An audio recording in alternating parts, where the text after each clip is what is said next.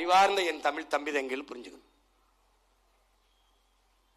இதுதான் நடந்துகிட்டு இருக்கு. இதுதான் நடந்துகிட்டு இருக்கு. நீ மலையை வெட்ட அனுமதிச்ச, இப்ப கடைசியா என்ன பண்ணிட்டான், அணுக்கழிவை எங்க வைக்கலாம்னு தெரியல, இங்க வைக்கலாம்னு. இதுல இந்திய கட்சிகளின் நிலைப்பாடு என்ன? சரி, ஒண்ணு கேட்கிறேன், முதல்ல அணு உலை எங்க வந்தது? அணு உலை முதலாக எந்த மாநிலத்திற்கு வந்தது? கேரளாவிற்கு. கேரளாவுக்கு வந்தது. ஏன் கேரளாவில் நிறுவப்படல? யார் ஆண்டு கொண்டிருக்கு தொடர்ச்சியா? காங்கிரஸ், கம்யூனிஸ்ட். கொண்டு வந்த தலைவன் யார்? ராஜீவ் காந்தி. அவர் யார்? காங்கிரஸ். ஏன் கேரளாவில் நிறுவ முடியவில்லை?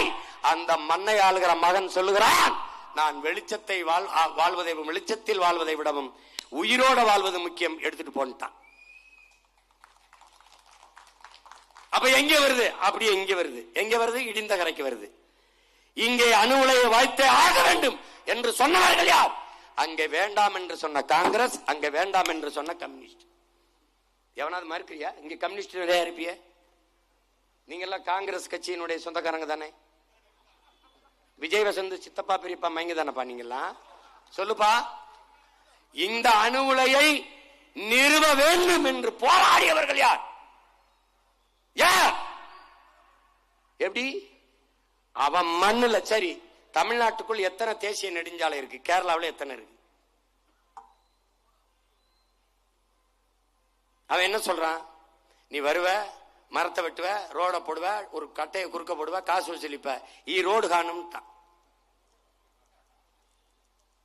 இங்க அப்படி இல்ல. எவன் செத்தா எனக்கு என்ன, எவன் போனா எனக்கு என்ன? எல்லா மாநிலங்களையும் கல்கடை இருக்க. கர்நாடகால இருக்கு, கேரளால இருக்கு, ஆந்திரால இருக்கு. ஏன் இங்க இல்ல? அங்கெல்லாம் கல்லு மது இல்லையோ? இங்க மட்டும் ஏன் மது? மது ஏன் மது? அந்த நாட்டு முதலமைச்சருக்கு சாராய ஃபேக்டரி இல்ல, ஆந்திர நாட்டு முதலமைச்சருக்கு சாராய ஃபேக்டரி இல்ல, கர்நாடக நாட்டு முதலமைச்சருக்கு சாராய ஃபேக்டரி இல்ல, தமிழ்நாட்டு முதலமைச்சருக்கு சாராய ஃபேக்டரி இருக்கு. அதனால கல்லுக்கடை திறந்து விட்டா என் சொந்தக்காரன் போறான், 1 லிட்டர் 1/2 லிட்டர்ல குடிச்சிட்டு படுத்துருவான். 50 ரூபாயில முடிஞ்சிரும் ஜோலி. 10 ரூபா ஸ்டிக்கர். உலகத்துல குவார்டர் பாட்டில் மேல வீரன்னு படம் போட்டு ஓட்டுன நாடு இதாண்டா. இங்கே என் தம்பி ஆனழகன் போட்டியில வென்று ஒருத்த வந்திருக்கான் நம்ம ஊர்ல என்றான். அவன்லாம் வீரம் கிடையாது. குவார்டர் கையில அவன் வச்சிருக்கானோ அவன் தான் வீரன். நீ இந்த இந்த இந்த கூட்டத்தை வச்சுக்கிட்டு என்ன செய்ய போற? என்ன செய்ய போற? கேட்டா வளர்ச்சிமா. இப்ப என்ன ஆயிருது? கார்னட் மண். என் தம்பி ஜஸ்டின் கூட பேசினான். மெதுவா மெதுவா. ஏன் தமிழ்நாட்டு கடற்கரையை மட்டும் குறி வைக்கிற? இந்த மீத்தேன் ஈத்தேன் எடுக்கிறீல்ல, ஏன் எல்லா காவிரி படுகையில் மீத்தேன் ஈத்தேன் இருப்பது போல கங்கை படுகையில் இருக்குதா இல்லையா? ஏன் எடுக்கல? இந்த கேள்வியதான். ஏன் எடுக்கல? ஏன் எடுக்கல?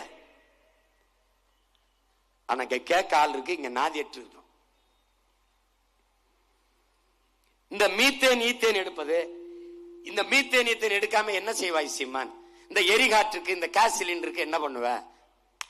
இந்த மீத்தேன் ஈத்தேனியின் தாயின் ஈர கொலையை, இதயத்தை அறுக்காமல் எவ்வளவு எரிகாற்று உனக்கு வேணும்? நான் தர்றேன். உன் மகன்கிட்ட 5 வருஷம் ஆச்சு.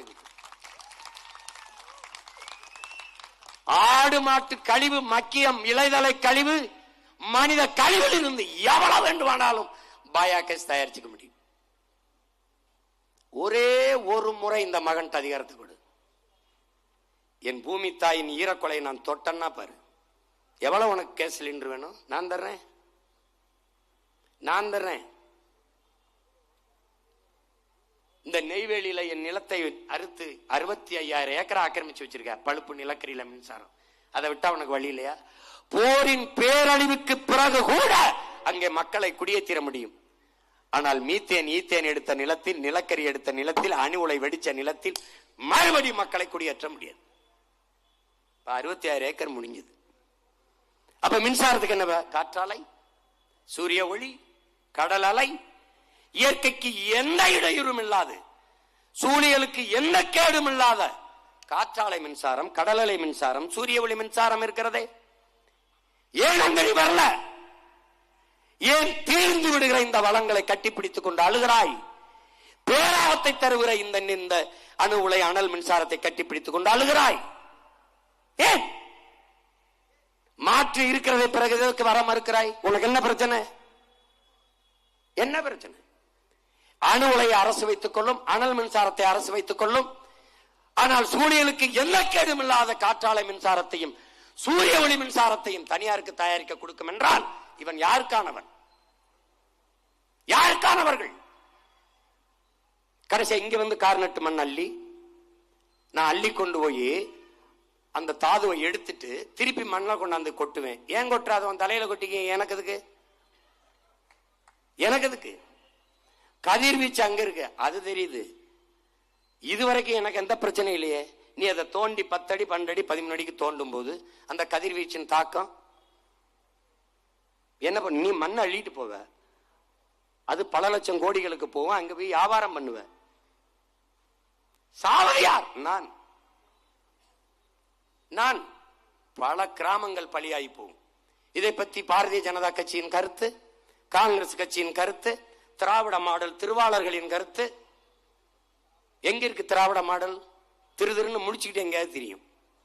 இதை பேசுறதுக்கு என்னப்பா பண்ண போற? நள்ளிரவுல எனக்கு ஒருத்தன் காணொலி அனுப்புறான். நடு சாலையில ஒரு குளம் இருக்கு, அதுல குளிச்சுக்கிட்டு துணி வச்சுக்கிட்டு இருக்கான். மார்த்தாண்டமா புகழ் பெற்றுச்சு.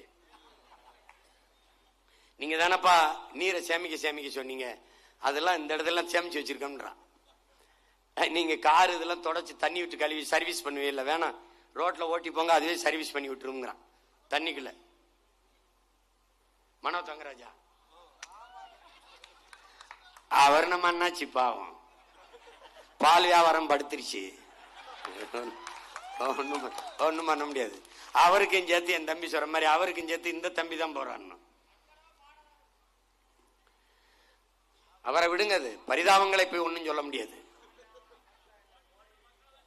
அப்ப இது எல்லாம் மாற்றுவது எப்படி சரி செய்யறது? நம்ம மண்ணை காப்பாற்றுவது எப்படி?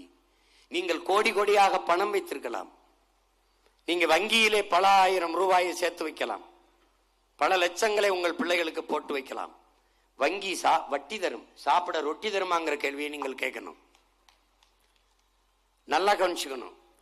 நீங்கள் மாளிகை கட்டி வைக்கலாம், விலை உயர்ந்த கார்களை வாங்கி வைக்கலாம், குடிக்க தண்ணி, சுவாசிக்க காற்று, உண்ண விஷமில்லாத சாப்பாடு, சோறு, காய்கறி இருக்கா? இல்லை.